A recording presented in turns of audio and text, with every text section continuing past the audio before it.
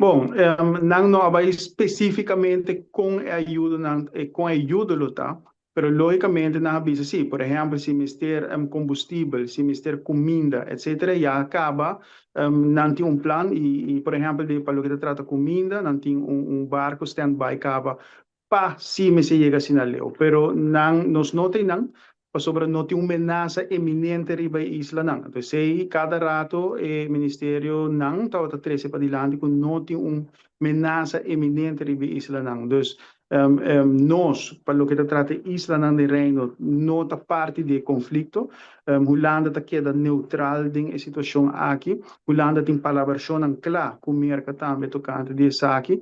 Dus para lo que te trata é parte E, dus nós porque tranquilo. Para lo que te trata é parte econômico, na avisa também que, sim, ora me chega assim na leu, não lo ajuda nós. De que forma, nós temos experiência de pandemia, mas de que forma não lo ajuda nós, e sei, não abai de muito detalhe.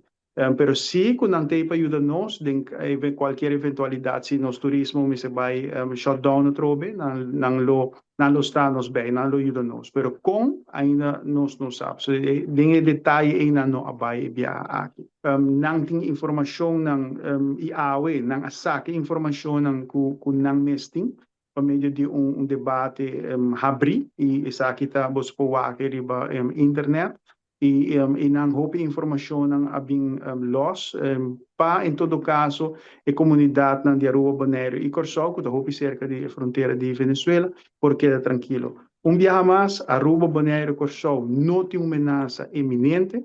Aruba Bonaire Corsol como parte do reino holandês não está fazendo parte de conflito aqui.